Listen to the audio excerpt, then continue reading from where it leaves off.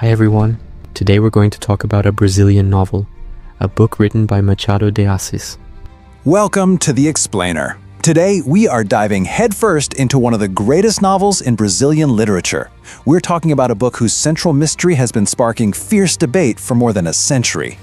We are putting you, yes you, right in the jury box. Your job to investigate the cold case at the heart of Machado de Assis's 1899 masterpiece, Dom Casmurro. You see, this isn't just a story. It's a full-blown national obsession, and it's all built around one single question. Was Capitu, the absolutely captivating heroine, guilty of adultery? Or was her husband, the man telling us the story, just a victim of his own paranoid jealousy? Okay, so let's get into it. The entire story is told to us by one person, and one person only, our narrator, Bento Santiago.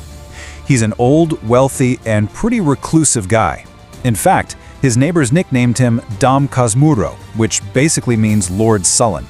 And, well, that tells you pretty much everything you need to know about the kind of mood he's in as he sits down to write his life story. The whole drama really centers on these three people. You've got Bento and Capitu, who have this idyllic childhood romance that eventually blossoms into marriage. And then there's Escobar, Bento's best friend, a bond they forged back when they were studying to be priests in the seminary. The way Bento tells it, his life was like a perfect opera. He had his love duet with Capitu, and it became a trio with his best friend Escobar. But then the music turned dark, really dissonant. He says he's writing his story to tie together the two ends of life, to figure out how his youthful happiness just soured into the bitter loneliness of his old age. So let's start with the prosecution's case. Let's look at the evidence that Bento lays out against his wife Capitu. And you have to understand, for almost 50 years, readers just took his word as gospel. The huge turning point, the moment everything shatters, is at the funeral of his best friend, Escobar, who tragically drowns. Bento is watching his wife, Capitu, and he sees her grief not as sorrow for a dear friend, but as the unmistakable look of a devastated lover. This single glance, this one moment, becomes the cornerstone of his entire accusation. And from that moment on, man, every single memory he has is re-examined through this new lens of suspicion. He starts seeing proof everywhere. He's convinced his own son is the spitting image of his dead friend. Those eyes he once fell in love with, now he sees them as cunning and deceptive. And her intelligence, something he used to admire, now it's just proof of a manipulative mind, one capable of pulling off a long and secret affair. But of course, that's only one side of the story. After decades of readers just accepting Bento's version, modern critics started asking a really powerful question. What if the narrator himself is the one who should be on trial? Now, this right here is the concept that just completely reframes the entire novel, the unreliable narrator. Think about it. We see everything, and I mean everything, only through Bento's bitter, jealous eyes.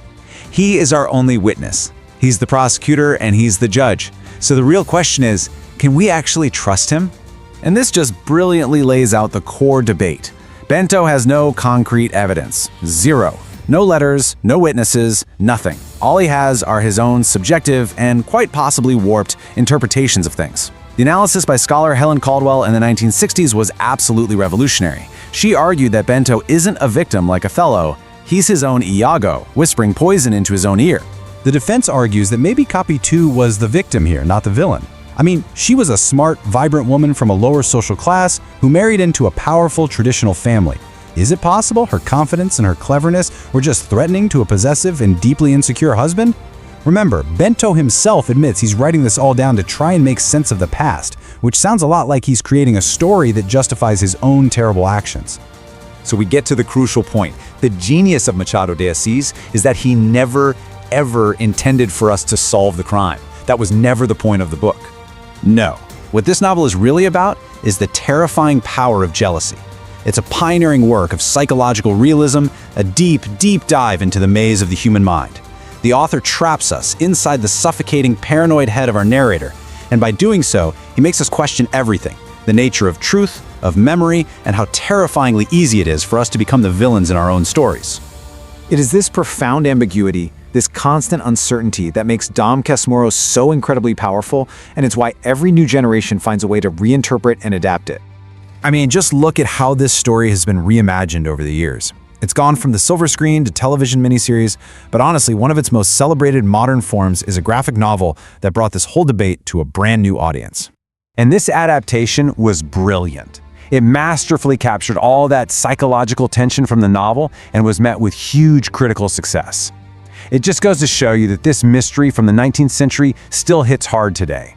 And when I say huge success, I'm not kidding. It won some of Brazil's most prestigious literary and comic book awards, including the super coveted Prêmio Jabuti, not just once, but twice. It's really a testament to the story's timeless, universal appeal.